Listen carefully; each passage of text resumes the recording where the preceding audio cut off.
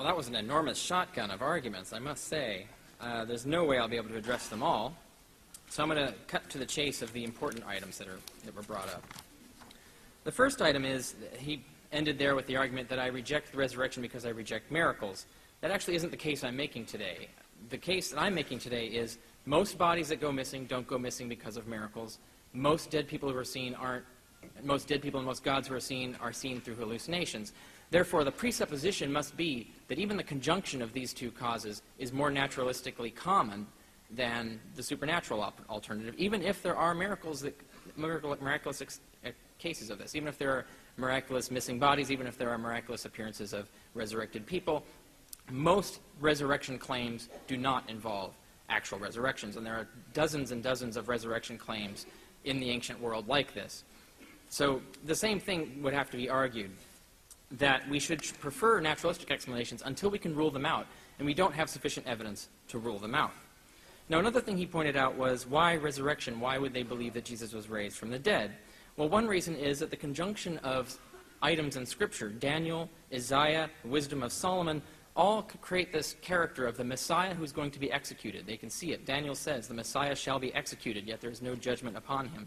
Isaiah speaks of a similar innocent man who will be executed, even though there is no judgment upon him. And this man will die for the sins of Israel, and then God will exalt him, and his days will be prolonged, and he'll be executed despite. The wisdom of Solomon has a similar thing, where he'll be resurrected, and he'll be rewarded for being executed with resurrection. And we also have a recent inscription found with the Apocalypse of Gabriel, which says that the Messiah will be resurrected on the third day, exactly as Paul says. So here we have a conjunction of scriptural passages that could have inspired the Christians to actually come to this belief. When their Messiah died, when their holy man died, Jesus, they would be looking for any explanation for why that happened, how that could actually be part of God's plan. And they would pour through the Scriptures, and Paul says that's where they found these things. In Romans 16, verse 25 to 26, he talks about how there were hidden messages in Scripture that they were finding that were communicating to them aspects of the gospel. So they were looking at Scripture for these very things. Now, Paul calls the resurrection of Jesus the first fruits of the general resurrection. And he repeatedly says, of course, in his letters, that the end of the world is coming soon. So imagining the resurrection of Jesus seems to have been the cult's way of proving to themselves that God had sent a decisive sign the end was nigh. The resurrection of Jesus meant the end of the world was coming. It was the beginning of the general resurrection. So because they believed the end of the world was coming, presumably because Jesus taught this, which is entirely possible, they were primed to believe Jesus had been raised, as Scripture in fact promised of God's chosen. Now, that's entirely plausible. We don't have enough evidence to confirm any particular theories or to refute any particular theories. It's not ad hoc because it's an actual, natural, plausible hypothesis, and we don't have any further evidence to rely on to actually build what caused these particular visions and what caused this particular message, what caused them to find a particular message in the Old Testament. All religions are unique in their own way in forming their point of view.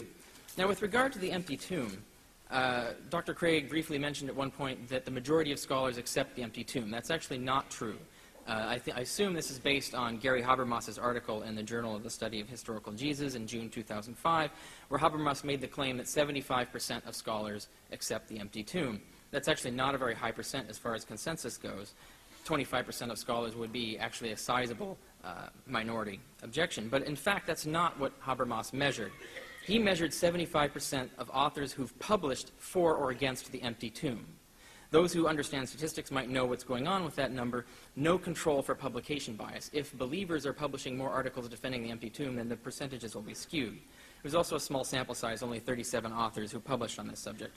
He also excluded agnostics. So all the scholars who aren't sure whether the empty tomb is a yes or no on that are not counted in his percentage. And if you include agnostics, the percentage would probably go way down, so that in fact we have no consensus in the scholarly community as to whether there was an empty tomb. Now, that's that point. Now, there's tons of other things that Dr. Craig has said. Now, I don't think, he says that I'm just seeing things in the Gospels when I point out all of the things I pointed out to you. I think it would be a remarkable coincidence for all of those literary devices to be in there just by accident, or that the entire structure of these stories just happened to correspond to history. For example, Barabbas is actually a very unusual name. It's an odd name. And definitely the fact even if it wasn't an odd name, the fact that it's in that story and exactly where it would have that particular meaning of a parallel between two sons of the Father in a story that exactly mimics the atonement ceremony of the temple ceremony of the temple Jews, that exactly fits the gospel message that Christ is the atoning sacrifice that is dying for the sins of Israel. All of that, I mean, that to me seems quite plainly to be myth. And all the other examples I gave you are quite plainly myth. And most historians, when they see things like this, they agree. And I listed several biblical scholars who agree with me on this. I mean, he says they don't, but in fact there were many who do. Now, he also cites the street sermons in Acts. Now, it was actually tradition in ancient historiography to make up speeches. In fact, we have historians who actually tell us, we don't really know, we don't have stenographers who are taking these speeches down, so we have to make them up based on what we think the speaker said. The author of Acts, of course, is therefore fabricating these speeches to suit his case, and that's actually very common and commonly accepted in ancient history. We understand this is the case. Now, he mentions that the empty tomb is implied in 1 Corinthians 15, but the fact is, Paul doesn't say the tomb was found empty by anyone. He only says that people saw Jesus. And we don't really know what evidence they actually had that the tomb was empty, or even if they believe they did. He also says that women can't serve as witnesses in a Jewish court of law. That's actually completely false. In my book, Not the Impossible Faith, I conclusively demonstrate that they were in fact widely accepted as witnesses in Jewish courts, and in Roman courts, and in Greek courts, and that they were even used as sources for historical information. There wasn't anything intrinsically embarrassing about having a woman as a witness. But in fact, the women are not there to provide testimony to the tomb, because this is symbolic fiction. The women are there to symbolize something. There are many things they symbolize in this story. I mentioned one, that they are the least who are the first. It exactly represents that. It also fits the fact that Mark builds his empty tomb narrative using one exact phrase and other concepts from the Jacob's Well narrative in Genesis, where we also have women involved asking the same question, who will move the stone for us? Using the exact same phrase, and also it's a woman speaking. There's many reasons why he would do this. Another reason he would do this is that he's creating more irony from the front to the back of his gospel. Mark has his story end with the implausible remark that the women fled the empty tomb in fear and silence, telling no one anything, despite having been told to deliver a message. But this exactly reverses the beginning of Mark's gospel, which speaks of the good news of the voice crying out, of the messenger who will prepare our way, who was a man, incidentally. So Mark even frames his entire gospel with irony, using the women, which means he has to put women here if he's going to create that irony in that story, because the men, of course, saw Jesus and were preaching Jesus, so they can't have told nothing to no one. So to complete the irony, Mark had to put women in his empty tomb story. Women also fit his gospel lesson that the least shall be first, and are easily inspired by his analogy with Jacob's Well. Now, he says the empty tomb story is uncolored by theological motifs. I don't think that's relevant. It's not necessary that when Mark is constructing this symbolic myth that he would put any particular motifs in there, except the ones he wanted to put in there.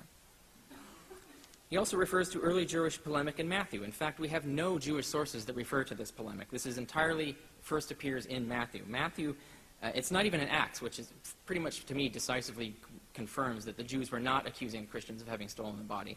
If they were doing that, the book of Acts would show this as a fundamental component of the story of the early church.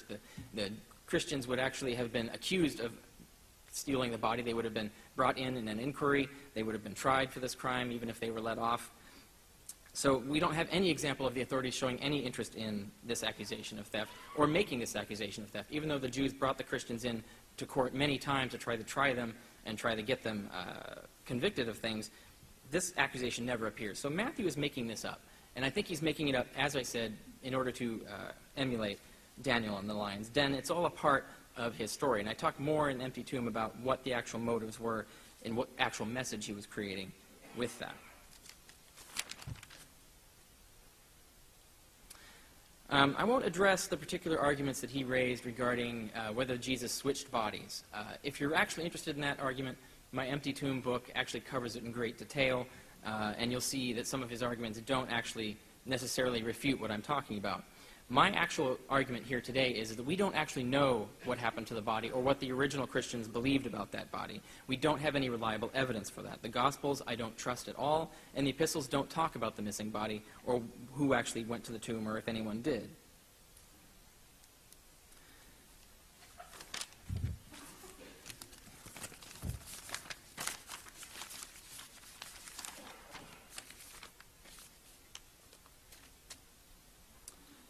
All right, what else do we have here that is actually relevant to what I'm talking about?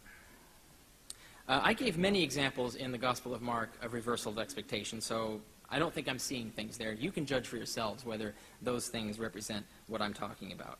You don't need to take his word for it or any other particular scholar's word for it. And then he says that radical transformative experience is needed. I'm saying there was one. There was a hallucination, exactly like you have other cults when they're facing failure. They have revelations, experiences that tell them how to move on, how to reinterpret what has happened to them. And I'm arguing that this is what happened in this case, and we don't really have any way to disprove that because we don't have any really good evidence as to what was actually going on in the original church. And he argues that no naturalistic theory can explain all the facts. Well, it's